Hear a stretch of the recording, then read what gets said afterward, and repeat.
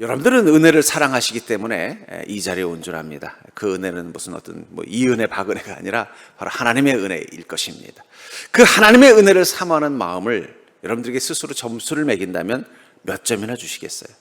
제가 전에 다니던 대학교의 교수님 중에는 시험을 딱 보게 하고는 스스로 채점하라고 하는 교수님이 있어요. 그럼 각자 어떻게 돼요? 자기의 양심껏 채점을 합니다.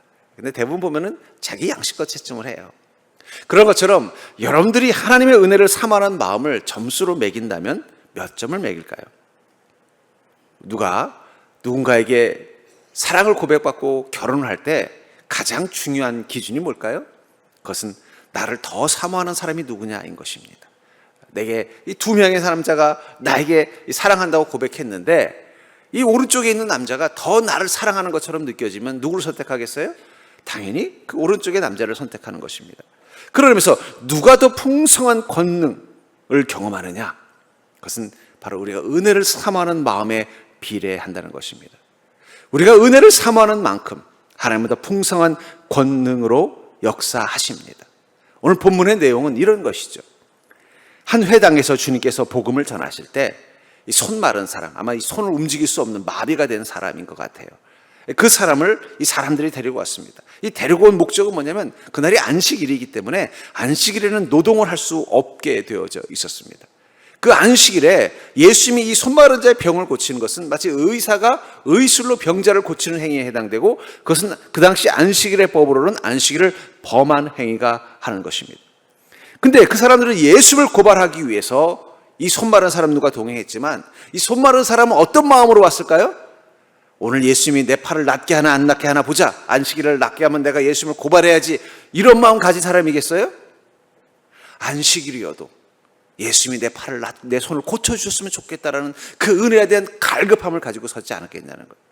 주님께서는 자신을 고발하는 사람들과 그리고 주님의 은혜를 사모하는 이 손마른 사람을 보면서 주님은 결정하십니다. 자신이 고발을 당하더라도 이 손마른 자의 병을 고치겠다라는 마음입니다. 우리가 주님의 은혜를 사모하며 주님 앞에 섰을 때 마귀는 우리를 하나님 앞에 고발합니다. 왜냐하면 우리는 예수 그리스도의 그 은혜와 사랑으로 의롭다 칭함은 받았지만 우리의 인생을 들여다보면 온통 죄와 허물이 가득하기 때문에 그래서 마귀는 뭐라고 하냐면 주님, 이런 죄인에게 왜 주님이 은혜를 베푸십니까? 이런 죄인에게 은혜를 베푸신다면 그건 하나님이 아니십니다라고 끊임없이 고발해요. 여러분 기억하시기 바랍니다. 우리가 이 손마른 사람처럼 주님의 은혜를 갈급하고 달려올 때 우리 옆에는 보이지 않지만 마귀가 주님 앞에 우리를 고발하고 있다는 걸 기억하셔야 돼요. 이 죄인을 왜 주님 사랑하십니까? 왜 이 죄인에게 은혜를 베푸려고 하십니까? 그가 한 주간 살아온 삶을 보십시오. 하나님의 은혜를 받을 만한 자격이 없습니다. 여러분들이 주님의 은혜를 사모하고 주님 앞에 달려왔을 때 마귀는 그 옆에서 끊임없이 우리를 고발하고 있다는 거예요. 마치 이 손마른 자를 통해서 예수님을 고발하려고 하는 그 사람들처럼 말입니다. 그럼에도 주님은 우리에게 어떻게 행하셨어요? 은혜를 베푸신 것입니다. 주님의 권능은 주님의 능력이 남아돌아서 하신 게 아니라는 거예요. 주님이 우리의 은혜를 베푸시는 것은 주님께서는 이 손마른 자의 병을 낫게 하시기 위해서 스스로 이 고발당하는 자리에 서는 것을 두려워하지도 망설이지도 않고 선택하신 것처럼 마귀가 고발함에도 불구하고 하나님이시라면 어떻게 저런 죄인에게 은혜를 베푸십니까? 라는 소리를 들으심에도 불구하고 우리에게 은혜를 베풀기 위해서 우리 가운데 오시고 우리에게 큰 권능을 행하시는 것입니다. 그렇다면 우리에게 임하는 그 하나님의 권능은 우리가 어떤 믿음을 가진 자에게 나타날까요? 저는 그것을 통해서 여러분들에게 하나님께서 그 권능으로 행하시는 의미가 무엇인지를 온전히 깨닫고 여전히 주님의 은혜를 사모하는 믿음이 가득하기를 주의 이름으로 축복합니다. 먼저 하나님의 뜻을 따를 준비가 된 자에게 하나님의 권능이 임하는 것입니다. 여러분 꼭 기억하십시오. 누구에게 하나님께서 그 권능을 행하시느냐? 하나님의 뜻을 따를 준비가 된 자라는 것입니다. 10절을 다시 보시면 한 손 마른 사람이 있는지라 사람들이 예수를 고발하려 하여 물어 이르되 안식일에 병 고치는 것이 옳으니까. 여기 아까도 말한 것처럼 이 예수님 앞에 있었던 사람은 두 부류입니다. 하나는 예수님이 불편한 사람들이었어요. 그래서 주님을 비판하고 무시하고 고발하는 자들이었습니다. 또 하나는요, 예수님을 기다린 자들입니다. 병자들, 구원이 갈급한 자들, 진리를 사모하는 자들은 이 회당에서 예수님을 기다리고 있었다는 거예요. 여러분들은 왜 이곳에 왔어요? 아마 예수님이 불편했다면 이곳에 오지 않았을 것입니다. 왜 여러분들이 이곳에 왔어요? 여러분들이 병자이기 때문이에요. 구원에 대한 갈급함이 있기 때문입니다. 진리를 사모하기 때문이에요. 왜 세상 사람들은 주님 앞에 나오는 것을 별로 시원찮게 생각할까요? 그들에게는 이 세 가지 마음이 없어요. 주님의 권능으로 내 병이 낫기를 원하는 마음, 주님의 은혜로 내가 구원받기를 원하는 마음, 주님의 말씀을 통해서 우리가 진리 가운데 살기를 원하는 그 마음이 없기 때문에 그들은 주님에게 오지 않는 것입니다. 근데 여기 보면 이 예수님께서 이 손 마른 자의 병을 고칠 때 이 예수를 불편하게 생각했던 사람들은 이 안식일을 언급합니다. 그러면서 뭐라고 하면 주님께서는 말씀을 잘 가르친다고 하면서 이 안식일이 어떤 것인지 모릅니까? 근데 주님 뭐라고 말씀하셔요? 안식일은 인자를 위해서 있는 것이다. 우리가 믿음을 가지고 주님을 따른다는 것은 바로 주님을 따를 수 있는 수용력이 있는 것입니다. 오늘 이 사건에서 저는 이 손 마른 사람의 입장에서 한번 생각해 볼게요. 이 사람들이 예수님을 고발하기 위해서 안식일에 병 고치는 것이 옳으냐고 묻고 있습니다. 근데 중요한 건 안식일에 병을 고치는 의사도 법을 어긴 거지만 그 병을 고침받으러 온 환자도 법을 어긴 자가 되는 거예요. 안식일에 이 병을 고치는 의사도 안식일을 그 당시 때 이 유대인들의 어떤 율법에 의해서는 죄를 범하는 것이지만 그날 그 의사에게 치료를 받는 사람도 뭐가 되는 거예요? 죄를 범하는 것이 되는 거예요. 그렇다면 이 손 마른 자에게도 어떤 비난이 오는 거예요? 너 왜 안식일에 병이 낫기를 구했니? 너 왜 안식일에 예수를 통해서 치료를 받았니? 그럼에도 불구하고 이 손 마른 자는 어떤 마음이었던 거예요? 주님의 은혜를 받고 싶은 마음이 있었다는 것입니다. 그래서 13절에 보면 이렇게 말합니다. 이는 이에 그 사람에게 이르실 때 손을 내밀라 하시니, 만약에 이 사람은 가만히인데 주님이 가시다가 툭 치시면서 병을 낫게 한다든지 너의 병이 나아라 했다면은 어쩌면 이 환자는, 이 손 마른 자는 죄가 없을지도 몰라요. 왜냐하면 그가 어떤 행위를 한 게 아니잖아. 난 가만히 있었는데 주님이 나를 낫게 해주셨어요. 나는 주님이 그냥 내 머리에 손을 얹더니 낫게 해주셨어요. 나 아무것도 안 했어요. 근데 주님은 그 손 마른 자에게 뭐라고 말씀하셨어요? 손을 내밀라. 죽은 자를 낫게 하실 때는 말씀으로도 낫게 하시는 주님이 왜 손을 내밀라고 했을까요?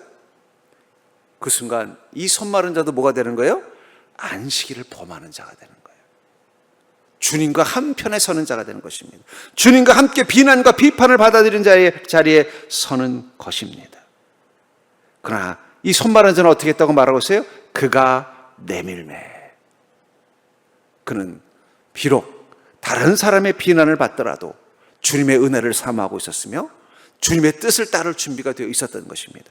그러니까 주님께서 손을 내밀라고 하니까 어떻게 해요? 손을 내밀었을 거예요. 만약에 주님께서 좀 더 강력하게 이 안식일을 범한 자가 어떻게, 사람들이 이 손 마른 자가 안식일을 범했을 때 어떻게 반응하는가를 보기 위해서 넌 그러면 지금 빨리 밖에 나가서 들판에 있는 벼를 베서 그걸 가지고 나를 위해서 밥을 지어와라. 그럼 내가 너의 병을 낫게 해주겠다. 그랬으면 이 손 마른 자는 어떻게 했을까요? 아이고 주님 죄송합니다. 제가 오늘은 안식일이라 안 될 것 같고 하루만 기다려 주시면 안 되겠습니까? 그렇게 했을까요? 주님께서 명령하셨다면 저는 그렇게 행하겠습니다. 여러분, 하나님의 권능이 임할 때 보면요, 하나님은 우리에게 하나님의 뜻을 따르라고 말씀하십니다. 사르밧 여인도 그런 경우잖아요.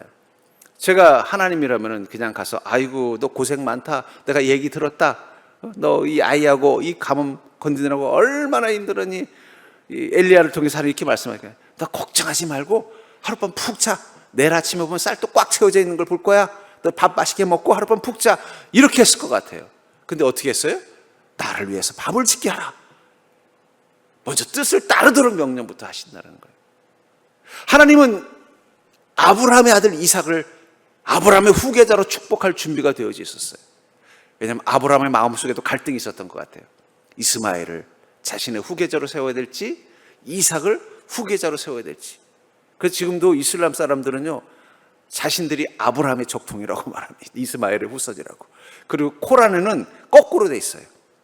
하나님께 바쳐진 게 이삭이 아니라 이스마엘로 돼 있습니다. 분명히 아브라함도 고민이 됐을 거예요. 근데 하나님 뭐라고 말씀하셨어요? 이삭을 제물로 바쳐라. 하나님은 이삭을 선택하신 것입니다. 이삭을 아브라함의 이 후계자로 선택하신 거예요. 근데 그냥 선택하지 않고 어떻게 해요? 이삭을 제물로 바치게 하시더라는 거예요. 그러니까 여러분, 하나님의 권능은요, 하나님의 뜻을 따를 준비가 되어져 있는 자에게 임한다는 사실을 믿으시기 바랍니다. 그러니까 우리가 성령의 강력한 은혜를 경험할 때 여러분들이 어떤 상태에서 많이 은혜를 경험해요? 내 안에 믿음이 살아있을 때입니다. 믿음이 살아있으면 우리 안에 무엇이 생겨요? 주님이 무엇을 말씀하시든 받아들일 수 있는 수용력이 준비되어 있는 것입니다. 주님의 말씀이 믿어지니까 그 말씀 앞에 순종할 수 있는 준비가 되어져 있을 때 주님의 권능이 임하는 거예요. 전 그러면서 여러분들은 지금 이 손 마른 자에게 주님께서 손을 내밀라 하실 때 언제든 주님 앞에 손을 내밀 수 있는 그 믿음의 준비가 되어져 있습니까? 주님, 무엇을 말씀하시든 저는 주님의 뜻을 따르겠나이다.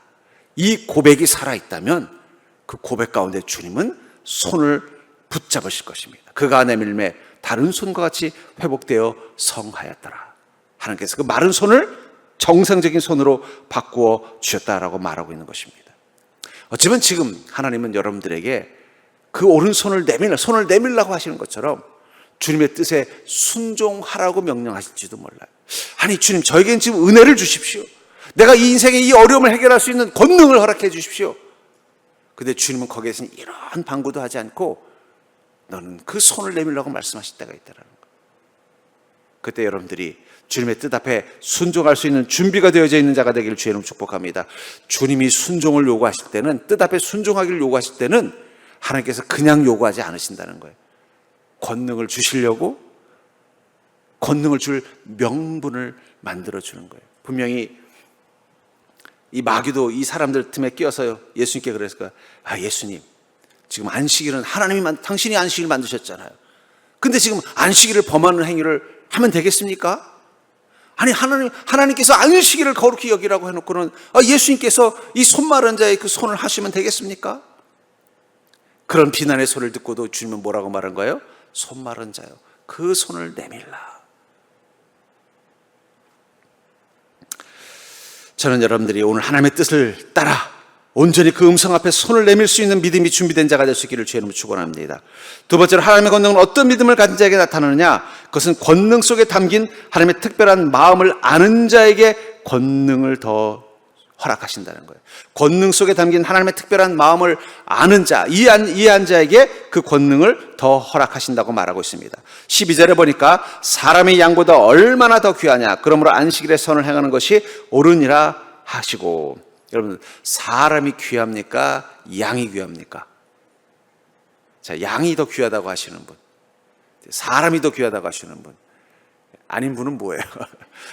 여러분들이 사람이 더 귀하다고 하는 건 여러분들이 사람이기 때문입니다. 만약에 여러분들이 양이면 누가 더 귀하다고 할까요? 양이 더 귀하다고 하지 않겠냐는 거예요. 그럼 여러분, 소가 더 귀합니까? 말이 더 귀합니까? 이건 헷갈리죠? 왜냐하면 나는 소도 아니고 말도 아니기 때문에. 비교할 수 없어요. 근데 주님 뭐라고 말씀하셨어요? 사람이 양보다 얼마나 더 귀하냐. 우리는 사람이기 때문에 이 말을 너무나 당연하다고 생각하지만 주님께서 사람이 양보다 얼마나 더 귀하냐고 말씀하는 게 아니라 소가 말보다 얼마나 더 귀하냐 그랬으면 이게 새롭게 이해됐을 거예요. 아, 주님은 소를 정말 귀하게 여기시는구나.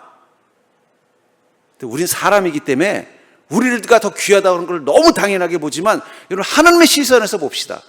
하나님의 시선에서는 사람이 더 귀한가요? 양이 더 귀한가요? 저는 양이 더 귀할 것 같아요.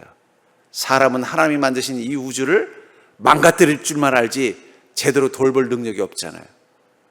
그러나 양은 어떻습니까?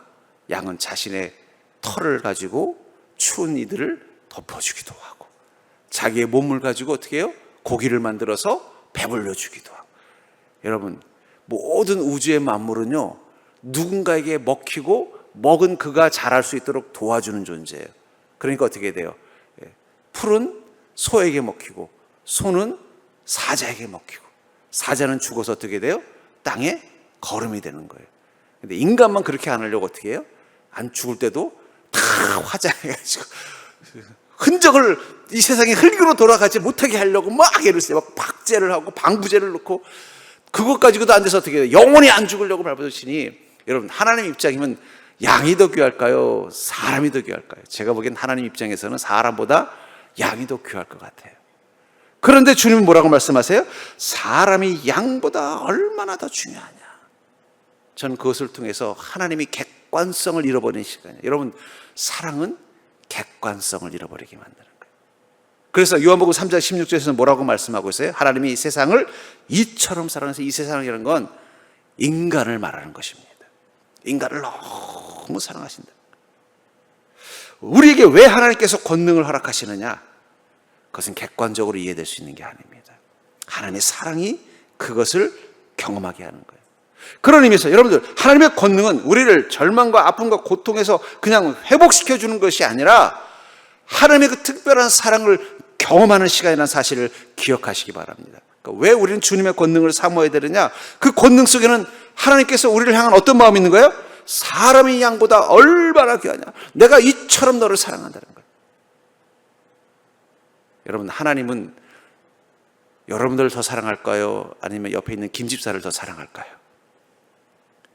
김집사에게 물어보십시오. 나를 더 사랑한다고 생각하세요. 우린 다 착각하고 사는 겁니다. 근데 착각이 아니에요. 그게 하나님 마음이라는 거예요. 그것을 깨닫는 사람들은 어떻게 될까요? 그 권능 가운데서 하나님의 사랑을 발견하고 그 기쁨으로 살아가는 것입니다. 그래서 예수님께서 제자 베드로에게 뭐라고 말합니까? 너는 나를 사랑하느냐? 이건 베드로에게만 한 질문이 아니에요. 거기 함께 있는 모든 제자들에게 주님이 질문한 거예요. 너는 나를 사랑하니? 그랬더니 예, 주님 사랑합니다. 그럼 내가 이처럼 사랑하는 나의 양들을 먹여라. 내가 왜 이 땅 가운데 와서 왜 너희들 인간들을 위해서 십자가를 지고 또 그들에게 복음을 전하고 그들을 아픈 곳을 치료하려고 애를 쓰는 줄 아니? 내가 그들을 이처럼 사랑하기 때문이야. 내가 그들을 이처럼 사랑하는 것을 너희들이 안다면, 나를 사랑한다면 너희들이 내 대신 그 양들을 먹이는 일을 하라고 말씀하고 있는 것입니다. 근데 어떤 사람들은 하나님의 권능은 좋지만 하나님의 사랑에는 관심이 없습니다. 그런 신앙은 기복신앙이 될 수밖에 없어요. 기복신앙은 하나님의 사랑은 관심이 없는 거예요. 하나님의 권능 속에서 하나님의 사랑을 경험하지 못하는 거예요. 그냥 권능만 경험하는 거예요. 아이고, 하나님께 기도했더니 내 병이 나았네. 아이고, 하나님께 기도했더니 우리 집에 문제가 해결이 됐네. 아이고, 하나님께 기도했더니 내 일이 잘 풀리네. 하나님께서 나를 이렇게 사랑하시네까지 가지 않더라는 거예요. 하나님께 기도했더니 하나님이 내 병을 낫게 해주셨구나. 하나님이 정말 날 사랑하시는구나. 하나님께 기도했더니 하나님께서 우리 가정의 문제를 해결해 주셨구나. 하나님이 정말 나를 사랑하시는구나. 사실은 하나님이 우리에게 권능을 통해서 하나님이 우리에게 기대하는 것은 뭘까요? 하나님의 마음을 알아주는 거예요. 나를 사랑하는 것. 오랫동안 집을 떠난 자녀가 오랜만에 고향에 왔어요. 먼 타지에서 고생하는 이 자녀를 보면서 마음고생했던 어머니가 그 아들이 오니까는 너무 반가워서 어떻게 해야 돼요? 야, 가만히 있자. 우리 애가 좋아하는 음식이 뭐였더라? 하면서 음식을 바리바리 만들어가지고 그냥 먹이는 거예요. 먹이는 거. 그러면 그 아들은 엄마의 밥을 통해서 뭘 생각할까요? 아니, 엄마는 내가 맨날 굶고 사는 줄 아나? 이런 생각을 할까요? 아니면 아니, 엄마는 지금 내가 배불러 죽겠는데 그것도 모르나? 그런 생각을 할까요? 내가 그렇지 않아도 요즘 몸에 살이 쪄가지고 지금 다이어트 중인데 엄마는 이런 걸 내놔? 이렇게 말하는 자식이 있으면 어떻게 해야 돼요? 그런 자식은 다시 쫓아내버려야 돼. 다시 오지 말라 그래. 근데 대부분의 자녀들은 뭘 알아요? 그 음식이 아니에요. 엄마의 마음인 거예요. 아이고, 엄마가 나를 위해서 이렇게 맛있는 음식을 준비하는 거야. 맞아. 옛날에 내가 엄마가 이 음식 해줄 때마다 너무너무 행복했는데 엄마는 나를 지금도 너무 사랑하시는구나. 근데 여러분들은 하나님께서 그 권능이라는 음식을 주실 때마다 어떤 생각을 하세요? 하나님은 내가 지금 이 정도 권능이면 충분하다고 생각하시는 건가? 하나님은 지금 내가 이 문제만 해결받으면 뭐 내 인생에 아무 문제 없다고 생각하는 건가? 그런 생각을 하세요? 아니면 하나님께서는 내가 뭔데 나한테 이런 은혜를 베푸셔? 하나님 정말 날 사랑하시는구나. 그걸 느끼십니까? 우리는 그 권능 속에서 하나님의 사랑을 묵상할 수 있어야 합니다. 그리고 하나님의 사랑을 묵상하는 그 순간 우리는 하나님을 향한 믿음이 더 성장하고 견고해지게 돼 있어요.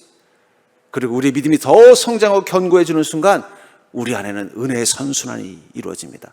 하나님께서 더 주는 거예요. 그 아들이 오랜만에 왔는데 어머니가 아들이 좋아하는 불고기 백반을 딱 준비한 거예요. 근데 그날따라 아들이 뭔가 좀 짜증이 났어요. 아이, 내가 불고기 백반, 내가 애야? 이런 거 먹게 하게? 그랬으면 엄마가 어떤 마음이었을까요? 저놈은 잘해줘도 원망이네. 그럼 다음 식사 때 뭐가 나올까요? 김치 한 조각밖에 안 나오는 거예요. 섭섭해서. 근데 엄마 어떻게 알았어? 나 불고기 백반 먹고 싶었어. 내가 서울에서 백반 먹어봐도 엄마의 그 불고기 백반 맛이 안 나. 너무 맛있어. 더 줘. 그러면 어떻게 돼요? 내일 아침에 뭐 해줄까? 이렇게 나오는 거예요. 여러분, 하나님의 권능이 여러분들 너무 작다고 느껴지면 방법을 좀 바꾸십시오. 하나님, 내가 뭔데 이런 은혜를 주십니까? 내가 뭔데 이런 사랑을 주십니까? 속으로는 조금 더 주셨으면 좋겠는데 이런 마음이 들더라도 하나님 최고예요 이러면요, 하나님이 뭐라고 말씀하실까요? 내일 아침엔 뭘 줄까? 여러분, 주님도 그런 마음이라니까요. 하나님이 여러분들을 얼마나 사랑하는지를 여러분들이 좀 알기를 원하는 거예요. 근데 우리는 주님의 사랑에는 관심 없고 좀 더 안 주시나? 더 권능을 안 채워주시나? 여기만 마음을 가지고 있을 때마다 하나님은 자꾸 상처받아요. 자꾸. 전 그래서 여러분들 하나님과의 관계를 회복하십시오. 하나님이 사랑하는 자가 되십시오. 하나님을 사랑하는 자가 되십시오. 그러면 권능은 그냥 매일매일 밥상 위에 올라오는 음식들처럼 내 인생의 식탁에 끊이지 않는 것입니다. 전 여러분들이 그 권능 속에 담긴 그 하나님의 특별한 마음을 깨닫고 그것을 고백할 수 있는 믿음 되기를 주의 이름으로 축복합니다. 이 하나님의 권능은 그렇기 때문에 하나님의 선하심이 임한 증거라는 거예요. 하나님이 우리에게 권능을 주시는 이유가 하나님이 우리를 사랑하시는 선하신 분이라는 것을 말씀하고 있다는 것입니다. 12절부터 13절을 보니까 사람의 양보다 얼마나 귀하냐, 그러므로 안식일에 선을 행하는 것이 옳으니라 하시고, 이에 그 사람에게 이르실 때 손을 내밀라 하시니 그가 내밀매 다른 손과 같이 회복되어 성하더라. 그러므로 안식일에 선을 행하는 것이 옳다. 아까도 말한 것처럼 이 안식일의 목적이 뭐예요? 유대인들은 이 안식일의 목적을 인간을 구분하고 통제하는 정도로 썼습니다. 안식일을 지키면 그건 선한 자, 안식일을 지키지 않으면 악한 자, 안식일을 지키는 자는 유대인, 안식일을 지키지 않는 자는 이방인, 안식일을 지키는 자는 구원받을 자, 안식일을 지키지 않는 자는 심판받을 자. 그럼 주님은 왜 안식일을 주셨어요? 그것은 이 땅의 약한 것들에게 쉼을 주기 위해서라는 거예요. 그 당시 때는 노예 제도가 있었습니다. 그 당시 때는 짐승들도 학대하던 시절이에요. 그런 시대 때 하나님은 그 노예와 같은 약한 자들, 또 가축이 돼서 주인을 위해서 평생 수고해야 되는 그 가축들에게 어떻게 하는 거예요? 쉼을 주고 싶었던 거예요. 하나님의 사랑이 담겨져 있는 게 안식일의 정신이라는 거예요. 근데 그것을 유대인들은 어떻게 썼어요? 구분하는 용도로, 자신의 우월감을 증명하는 용도로 썼다라는 거예요. 우리 교회는 없습니다만 전에 어떤 교회에서는 그런 성도님이 계셨어요. 주일 성수 안 하면 다 지옥 간다고 말하시는 분이 계셨어요. 주일 성수는 왜 주님이 주신 거예요? 하나님께서 우리에게 쉼을 주시기 위해서요. 그러니까 여러분들 주일날 어쩔 수 없이 일하는 건 괜찮습니다. 근데 주일날 딴 데 가서 쉬려고 가시면 안 돼요. 주님 안에서 쉼을 얻는 자가 되기를 주의 이름으로 축원합니다. 그 쉼 속에 뭐가 있는 거예요? 하나님의 사랑이 있는 거예요. 하나님의 사랑이. 그 아들이 오랜만에 왔어요. 봤더니 한참 이 과일을 따는 시절인 거예요. 그래서 엄마, 나도 내일 아침에 과일 같이 딸 테니까 내일 아침 일찍 깨워. 그러고는 잤어요. 엄마는 어떻게 할까요? 몰래 아들 깰까 봐 발소리도 조심조심하고 신발을 들고 나갑니다. 보니까 아들 보니까 그냥 정신없이 골아떨어진 거예요. 세상 속에서 얼마나 피곤했는지 그냥 집에 오니까 그냥 인사불 속에서 일어나지도 못하는 거예요. 아들이 와서 도와주면 참 좋은데 그거보다는 아들이 쉬는 모습이 더 좋은 거예요. 그래서 어떻게 해요? 살짝 커튼을 가들여서 해가 뜬 것을 모르게 하고 밤 몰래 문을 열고 나가서 혼자서 열매 따고 있는 거예요. 아들이 정신 차려보니까 12시가 넘었어요. 어떻게 된 거야? 엄마도 없고. 나가봤더니 엄마가 자기 과수원에서 과일 따고, 아니 엄마 나 부르라니까. 그때 엄마가 뭐라고 말할까요? 괜찮아. 나는 혼자 하는 게 더 좋아. 난 네가 쉬고 있는 게 더 좋아. 그 사랑입니다. 여러분, 왜 우리가 부모를 사랑할 수밖에 없어요? 부모는 언제나 우리에게 선하신 분이기 때문입니다. 여러분, 부모님이 악하게 느껴지는 분 계세요? 글쎄, 다른 사람에게는 악한 분이 되셔도 우리한테는 언제나 선하잖아요. 왜냐하면 사랑은 선한 것이기 때문입니다. 하나님께서 우리 인생 가운데 권능을 행하시는 이유는요, 우리를 사랑하시기 때문입니다. 그렇기 때문에 하나님의 그 권능 속에는 무엇이 있어요? 하나님의 선하심이 들어있는 것입니다. 애굽에서 고통받고 있었던 이스라엘 민족을 하나님께서 권능으로 데리고 나오신 이유는 하나님께서 선하신 분이시기 때문이라는 거예요. 느헤미야서 2장 18절부터 20절에 보면은 또 그들에게 하나님의 선한 손이 나를 도우신 일과 왕이 내게 이른 말씀을 전하였더니 그들의 말이 일어나 건축하지 않고 모두 힘을 내어 이 선한 일을 하려 하매 호론 사람 산발락과 종이던 암몬 사람 도비아와 아라비아 사람 게셈이 이 말을 듣고 우리를 업신여기고 우리를 비웃어 이르되 너희가 하는 일이 무엇이냐? 너희가 왕을 배반하고자 하기로 내가 그들에게 대답하여 이르되 하늘의 하나님이 우리를 형통하게 하시리니 그의 종들인 우리가 일어나 건축하려니와 오직 너희에게는 예루살렘에서 아무 기업도 없고 권리도 없고 기억되는 바도 없다 하였느니라. 여기 보니까 느헤미야가 뭐라고 고백합니까? 이 성전을 건축해서 이 성을 마을을 이 예루살렘 성을 증축하는 일을 마무리해 나가면서 뭐라고 말하냐면 하나님의 선한 일이 나를 도우셨다라고 고백하고 있는 것입니다. 하나님의 권능 속에서 여러분 하나님의 그 선한 손을 보는 자가 되기를 주의 이름으로 축복합니다. 하나님의 그 선한 손이 나를 도우신다는 거예요. 그러니까 하나님은 더 선하신 분이라는 것을 고백할 수밖에 없다는 것입니다. 그리고 그 고백을 한 자는 어떻게 된다는 거예요? 모두 힘을 내어 이 선한 일을 하려 하매. 우리가 왜 주님을 위해서 주님의 일에 동참하느냐? 그것이 선한 일이라는 걸 알기 때문이라는 거예요. 우리에게 주님께서 권능을 허락하신 이유는 하나님의 그 선하신 분이시기 때문이며 주님은 우리가 그 선한 일에 함께 동참하기를 원하십니다. 그 마음 가지고 주님의 권능을 사용하는 거예요. 여러분, 주님의 권능에는 두 가지가 있다고 제가 말씀드렸죠. 하나님 우리에게 권능을 주셨는데 그 권능은 두 가지가 있다고 그랬어요. 나를 위해서 쓰는 권능과 남에게 주기 위해서 맡겨준 권능이 있다고 말씀드렸어요. 벌써 까먹으신 표정인 거예요. 그걸 잘 사용하셔야 된다는 거예요. 나에게 주신 권능은 나를 위해서 쓰시면 됩니다. 근데 나더러 동생 주라고 주신 권능은 어떻게 돼요? 동생에게 줘야 되는 거예요. 그것은 마치 할아버지의 용돈 같은 거예요.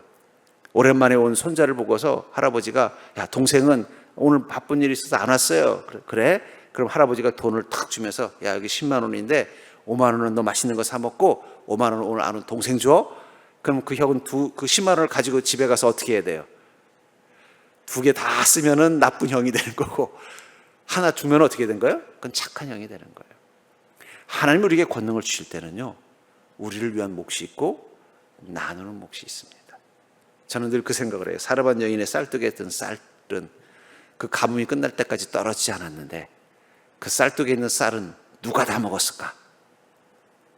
제가 사르반 여인이라면 이 쌀떡이 계속 채워질 거라는 걸 믿었다면 어떻게 했을까요? 자기랑 똑같이 굶고 있는 사람들, 자기가 어려울 때 도와줬던 사람들, 그들에게도 쌀떡을 부어줄 거예요.